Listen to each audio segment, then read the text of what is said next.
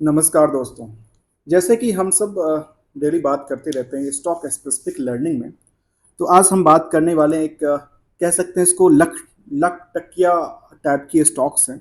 और near about the आधा लाख से ज़्यादा की वैल्यूएशन निकल के आती है। इसका स्टॉक की प्राइस है, मैं स्टॉक की प्राइस आपके सामने रखना चाहता हूँ।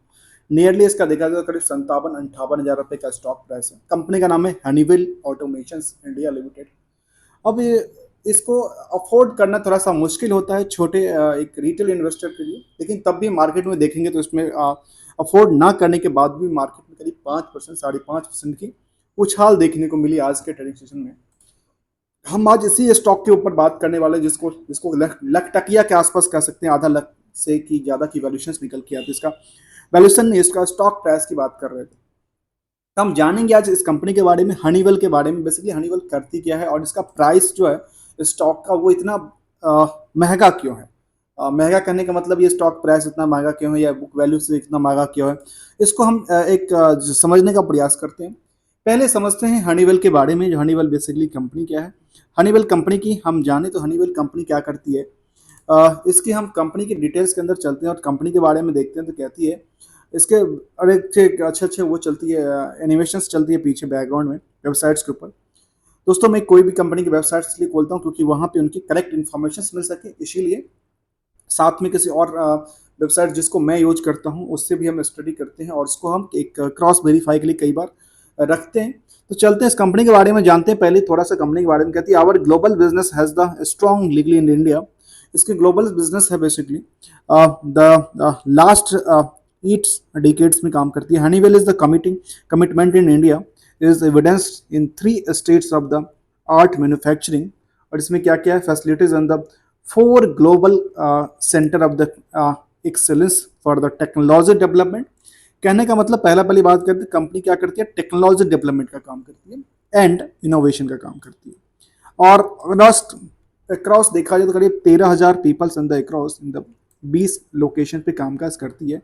और इंक्लूडिंग द बेंगलोर, चेन्नई, देहरादून, दिल्ली, गुड़गांव, हरिया, हैदराबाद, कोलकाता, मदुरई, मुंबई और पुणे एंड बड़ोदरा में इसकी यूनिट्स हैं। अब हम चलते हैं आगे तरफ, जो कि यहाँ पे देखने को आती है जो क्या क्या करती है कंपनी।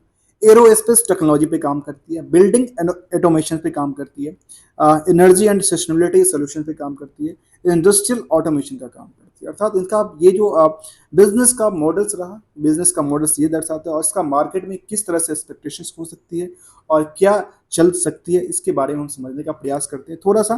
क्योंकि इसकी स्टॉक प्राइस हमने पहले कहा कि स्टॉक प्राइस नियरली करीब 57-58 हज़ार के आसपास, अर्थात लख टकिया मानते हैं इसके, क्योंकि 50,000 से ज़्यादा की वैल्यू स्टॉक प्राइस निकल के आती है। दोस्तों एक बात ध्यान देने वाली बात, यदि आप लोगों ने मेरे चैनल को सब्सक्राइब नहीं किया है तो प्लीज़ आप इसको सब्सक्राइब कर लीजिए, क्योंकि लेटेस्ट लर्निंग वीडियो देखने के लिए आपके पास नोटिफिकेशन आते रहेंगे और आपके पास अपडेट्स मिलते रहेंगे। चलते हैं टॉपिक की तरफ और टॉपिक की तरफ में जान देते हैं, जहाँ पे हनीवेल्स ऑटोमेशन के बारे में कुछ और जानूँ तो कंपनी क्या कहती है। Company Honeywell automation India was started in the 1987 में कंपनी बनी थी as the joint venture between the Tata and Honeywell, Tata company और हनीवेल के साथ। बेसिकली हनीवेल एक फॉरेन कंपनी है। It was the known as the Tata Honeywell limited, each holding कितना था, करीब करीब 40% के आसपास स्टॉक। मतलब 2004 में हनीवेल एशिया स्पेसिफिक जो इनकॉर्पोरेशन कंपनी है broad Tata stake and the name was change in Honeywell automation limited. अर्थात जब कंपनी इंडिया में आई थी तो इंडिया आई थी टाटा के साथ, और टाटा के साथ फिर उन्होंने बिकवाली टाटा के स्टेक को उन्होंने अपने पास बाय बैक कर लिया और इसका नाम हो गया हनीवेल ऑटोमेशन। पहले ये टाटा हनीवेल का नाम से होता था। इसके साथ देखा जाए engaging the primary in the business of the automation and control system और turnkey basis on the others. और ये इसका कुछ पॉइंट्स रहा जो कि बिजनेस मॉडल के हिसाब से देखा जाए।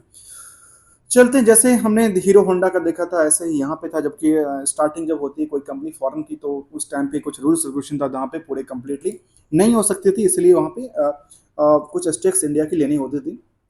चलते हैं इस स्टॉक की तरफ और जान देते हैं, क्योंकि मार्केट में एक ट्रेंडिंग वाला स्टॉक रहा आज भी, अभी क्या आज के ट्रेडिंग सेशन में जानते हैं इसके बारे में। और 52वें की हाई तक देखें तो करीब 59,000 तक गया था प्राइस। लो की बात करेंगे तो निकल के आते करीब 34-35 हज़ार के आसपास है। अर्थात 35,000 से लेकर के और 59-60 हज़ार तक का प्राइस गया। तो अभी फिलहाल ये कर रहा है 57,000 के आसपास अर्थात, और ऊपरी सतह से थोड़ी हल्की फुल्की गिरावट के बाद कामकाज करती नजर आती है स्टॉक्स। इसकी यदि हम दूसरी तरफ देखें, फेस वैल्यू केवल 10 रुपए का फेस वैल्यू है, और बुक वैल्यू की बात करें तो बुक वैल्यू इसका क्या निकल के आता है, बुक वैल्यू इसका निकल के आता है 4,000 रुपये से ज़्यादा, 4100 रुपये के आसपास की बुक वैल्यू है। इसीलिए इसका मार्केट जो कैप है ना, इसमें जो करंट प्राइस है वो निकल के आती है 57,000 के आसपास। यदि 57,000 रुपये के आसपास मार्केट करंट प्राइस है, इसका इसका मतलब ये है जिसके पास ना नंबर ऑफ शेयर काफ़ी कम है, मैं कहता हूँ नंबर ऑफ शेयर काफ़ी कम है, क्योंकि इसका मार्केट कैप निकल के आता है केवल केवल 41,000 करोड़ के आसपास का। और इसके नेक्स्ट चीज़ें देखें तो इसमें निकल के आती कंपनी BSE 200 में आती है। यदि इतनी बड़ी कंपनी मोमेंटल है, और यदि कभी ये मान लेते हैं कभी इसको सेंसेक्स में ऐड करना पड़े तो सेंसेक्स की जंप हो जाएगी। सेंसेक्स कितनी परसेंट से जंप कर जाती है यदि इसकी मार्केट थोड़ी सी जंप करती है तो, लेकिन इसको नहीं किया क्योंकि नंबर ऑफ शेयर इनके काफ़ी कम है। और एक छोटे रिटेलर के लिए एक अफोर्ड करना मुश्किल है, क्योंकि 57-58 हज़ार का एक शेयर से, एक शेयर में कुछ भी हो सकता, यदि ट्रांजेक्शन चार्ज या कुछ होता लगता है वो भी आपको अफोर्डेबल नहीं होता है। अब चल समझते हैं इसके चार्ट को समझने के लिए देखें तो चार्ट में क्या निकल के आते हैं। स्टॉक में एक एवरेज प्राइस के आसपास की बनाई थी पोजीशंस फिलहाल 3-4 महीने के लिए, और यहाँ पे थोड़ा सा मोमेंटल हुआ था, यहाँ जो था वो 52 वीक की हाई को तोड़ा था। उसके बाद जो आपको पता है इलेक्शन रिजल्ट को लेकर के थोड़ी सी गिरावट आई थी। मैं कोई भी इंडिकेटर यूज़ नहीं करता हूँ, केवल लर्निंग पर्पज़ के लिए रहता है, इसलिए कोई इंडिकेटर यूज़ नहीं करता हूँ यहाँ पे। 5 दिन के चार्ट और 1 महीने के चार्ट को देखो, 1 महीने के चार्ट में क्या लग रहा है, स्टॉक में अच्छी खासी जंप देखने को मिली, और इसीलिए तो 52 वीक की हाई को ब्रेक करता जा रहा है लगातार। और इसमें देखेंगे तो दोबारा इसमें प्रयास करने के लिए लगा पड़ा है स्टॉक, क्योंकि ये इसके आसपास आके खड़ी हो चुकी है और थोड़ा सा बचा हुआ जिसको तोड़ने के लिए मुझे लगता है 1 से 2 ट्रेडिंग सेशन में यदि ऐसा चलता रहे तो स्टॉक में अच्छा खासा जंप हो सकता है। चलते इसको फंडामेंटली कुछ समझने के लिए, फंडामेंटली में हम क्या समझेंगे। फंडामेंटली में हम देखें तो अक्सर हमने देखा कि यहाँ पे सारे रेशियोज वगैरह होते हैं, लेकिन हम थोड़ा सा पार्ट्स लेते हैं पहले लेटेस्ट अपडेट की तरफ से। तो लेटेस्ट अपडेट की तरफ से लेते हैं कि लेटेस्ट अपडेट जून में क्या अपडेट निकल के आता है, जून में किस तरह का चेंज इन मैनेजमेंट में चेंज हुआ था, और मैनेजमेंट में चेंज 3 तारीख को, उसके बाद कुछ फिक्सेशन ऑफ रिकॉर्ड डेट, और रिकॉर्ड डेट मुझे लगता है डिविडेंड का पार्ट होगा। चलते हैं कॉर्पोरेट एक्शन तरफ, जहाँ पे कंपनी ने डिविडेंड्स की पार्ट की बात किया है, और डिविडेंड की पार्ट कितना दे रहा है, 100 रुपये के आसपास। अर्थात इसको कहा जा सकता है जो अभी 24/7 का इसका डिविडेंड का पार्ट है, जब डिविडेंड का पार्ट 100 रुपये बनता है, और मार्केट की इसकी प्राइस कितनी है वो देखिए 57,000 रुपये की, इसकी मैं ले लेता हूँ मार्केट की करंट प्राइस। इस प्राइस में यदि थोड़ा सा भी गिरता है तो इसका क्या फ़ायदा है, कोई फ़ायदा है, कोई फ़ायदा नहीं है, कोई फ़ायदा तो निकल के आता नहीं। लेकिन बात यह है यदि जो उनके पास शेयर होल्डर हैं वो पुराने शेयर होल्डर, उनके पास फेस वैल्यू कितने की है, 10 रुपये की, आपको कितना मिल रहा है डिविडेंड, अर्थात 10 गुना 10x के अकॉर्डिंग मिल रहा है आपको dividend as per the face value. इसीलिए यहाँ पे कहते हैं 1000% का डिविडेंड पे करती है कंपनियां। आगे क्या कहती है कंपनी के बारे में, जहाँ पर रिजल्ट की पार्ट को देखो तो मार्च में इसका रिजल्ट पे क्या रहा, इसकी खुद की जो रिजल्ट रही उसमें क्या रहा, एक डाउन साइड देखने को मिली। इसके बेसिस पे यदि हम नेट प्रॉफिट, तो नेट प्रॉफिट इंक्रीज कर जाती है, अर्थात इसका ऑपरेटिंग प्रॉफिट मार्जिन इंक्रीज किया है। इसके हिसाब देखो तो ये ऑपरेटिंग प्रॉफिट मार्जिन भी इंक्रीज किया है, और साथ में देखो तो नेट प्रॉफिट मार्जिन भी इंक्रीज किया है, क्योंकि इनका प्रॉफिट की पार्ट स्ट्रॉन्ग पोजिशन में चली गई।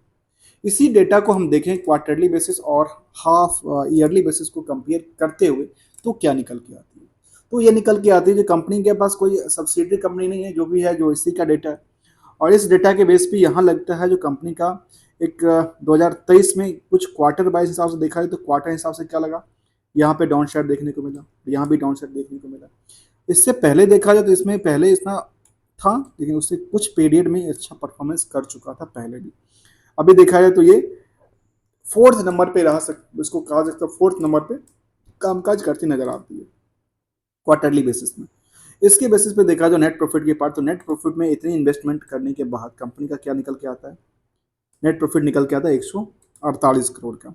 इससे पहले मैं नेट प्रॉफिट को चर्चा करूँ, नेट प्रॉफिट में क्या निकल के आता है, नेट प्रॉफिट के मामले में सबसे टॉप पे कामकाज करती नजर आ रही है अभी लेटेस्ट क्वार्टर के हिसाब से।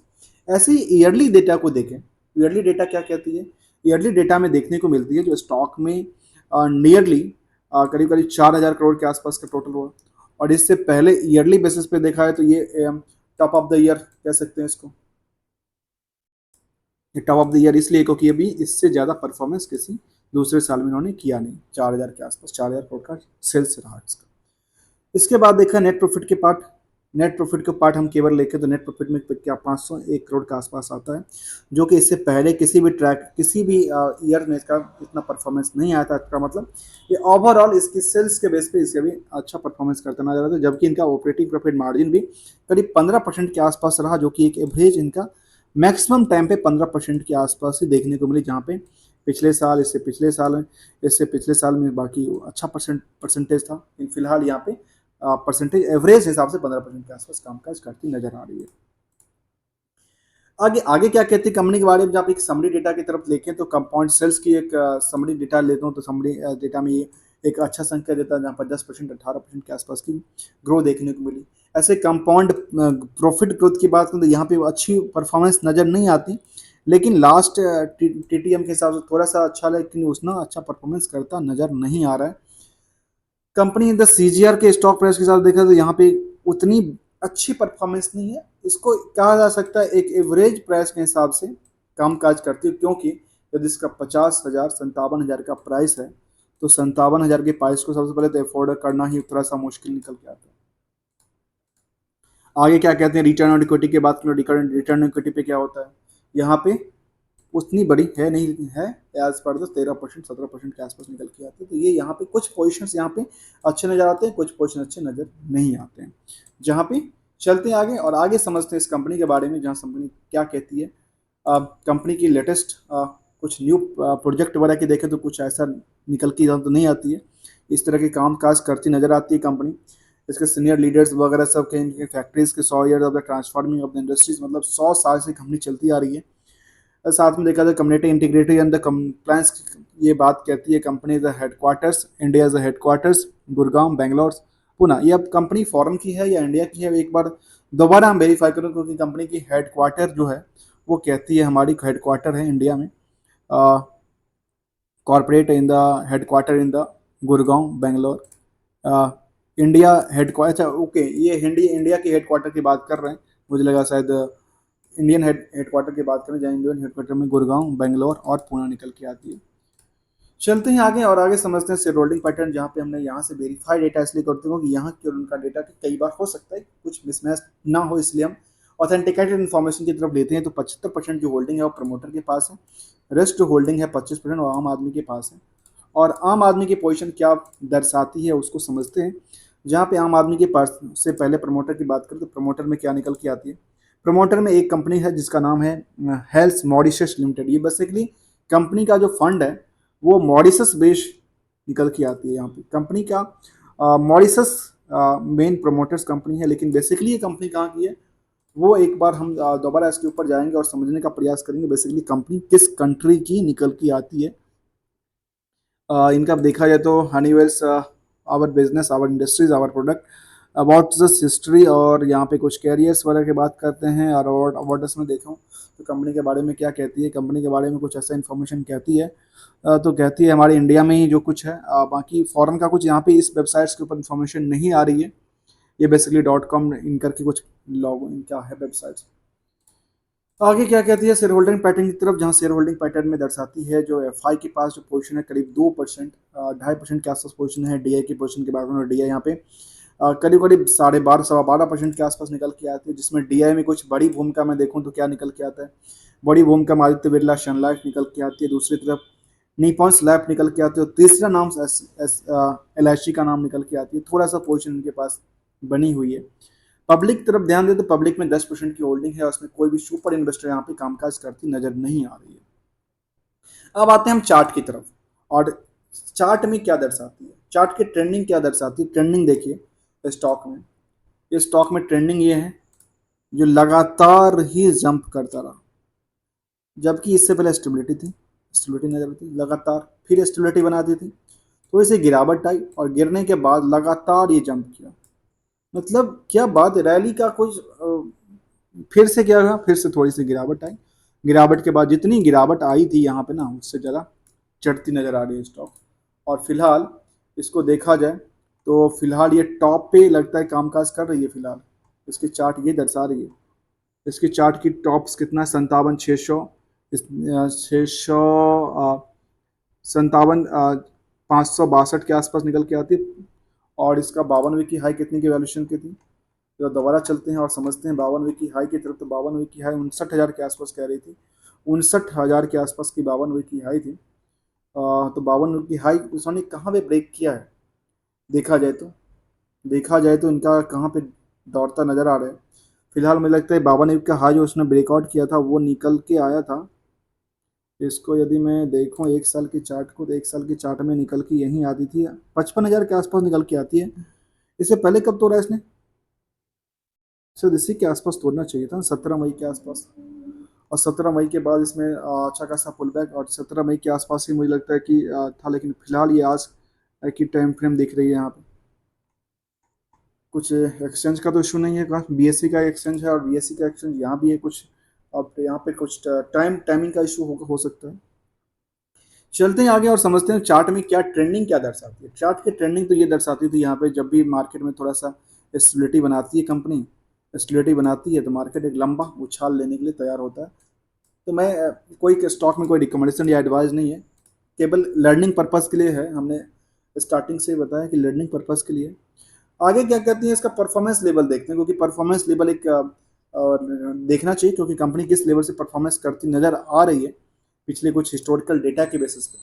हिस्टोरिकल डेटा के बेसिस पे देखा जाए तो यहाँ पे हम इसको कंपेयर करते हैं। कई बार हो सकता है हम बुल मार्केट से बुल मार्केट तरफ कंपेयर करें, बियर मार्केट से बुल मार्केट कंपेयर करें, या ये जो स्टेबिलिटी बनाती हुई कंपनी प्राइस थी उससे कंपेयर करके देखें। तो यहाँ पे एक प्राइस में अच्छा खासा मोमेंटल यहाँ पे आया था। और यहाँ पे देखा जाए तो एज ऑन परफॉर्मेंस बेसिस पे 10 सालों में कंपनी ने करीब करीब 1250%, 5 सालों में 127, 3 सालों में 41, 2 सालों में 74, एक साल में उतना ज़्यादा परफॉर्मेंस नहीं था एज ऑन डेट के हिसाब से देखा जाए। लेकिन यदि एक एवरेज प्राइस पे देख, कभी भी किसी प्राइस पे इसको एक एक मौका मिला होगा किसी के पास, तो उनका अच्छा खासा पोजीशन बनती नज़र आती है। इसके क्रम में की चर्चा करें आगे आगे क्या कहती है इसके बारे में। तो यहाँ पे निकल के आती है जो पिछले एक साल 6 महीने में करीब 61%, अर्थात जंप पिछले 6 साल 6 महीने से अच्छी खासी जंप करती नजर आती है। 3 महीने में 56% के आसपास, एक महीने में थोड़ा सा अच्छा, और फिलहाल भी अच्छा पोजीशन देखने को बनती जा रही है, जबकि सेंसेक्स भी अच्छा खासा परफॉर्मेंस करता नजर आ रहा है। इसके चार्ट को एक एवरेज चार्ट के हिसाब से देखा जाए तो क्या निकल के आती है। चार्ट के एवरेज हिसाब से देखा जाए, हम 1 महीने के चार्ट को ही लें, 1 महीने चार्ट से कोई कंपेयर करने की बात बची नहीं है। 6 महीने के चार्ट देखें तो तब भी कुछ बात नहीं बचती है। 1 महीने के एवरेज वैल्यू के हिसाब, एक साल के एवरेज वैल्यू के हिसाब देखें तब भी कुछ बात नहीं, क्योंकि स्टॉक में जो एक एवरेज वैल्यूशन थी वो वैल्यूशन तो यहीं से आके खत्म हो जाती है। लेकिन स्टॉक ने एक करेंटरी रैली दिखाना चालू किया था, और रैली अच्छा खासा रैली और अच्छा खासा जंप करती नजर आ रही है। हमने इसको समझने का प्रयास किया, इसकी हम एनालिसिस की तरफ एक नज़र डाल के देखें तो निकल के आती है company is almost debts free. Company के पास कोई डेट्स नहीं है, तो ये एक अच्छी पोजीशन है, और maintenance in the highly dividend yield पे आउट देती है कंपनी। साथ में स्टॉक ये ट्रेडेड 13 टाइम्स के स्टॉक बुक वैल्यू के हिसाब से कामकाज करती नज़र आ रही है, और सेल्स ग्रोथ नियरली 5% का, तो ये थोड़ा सा पुअर नज़र आता है मुझे, और ये यहाँ भी पुअर सेल्स ग्रोथ की बात कर रही है। इसकी पीयर्स कंपनी की चर्चा करें तो पीयर्स कंपनी में कुछ नाम्स आते हैं, जहाँ पे सिटमस जीसीएस आती है, सिलेंस आती है, सेंटम्स आती है, और विनास इनोवेशंस, डैनवेल्स टेक्स। हम सबकी बात करेंगे आगे चल करके, जिनका पीवी रेशियो, बाकी पी रेशियो क्या निकल के आती है, डेट्स रेशियो क्या निकल के आती है। दोस्तों वीडियो अच्छा लग रहा है तो लाइक शेयर सब्सक्राइब करना ना भूलना। Thank you so much for joining hair.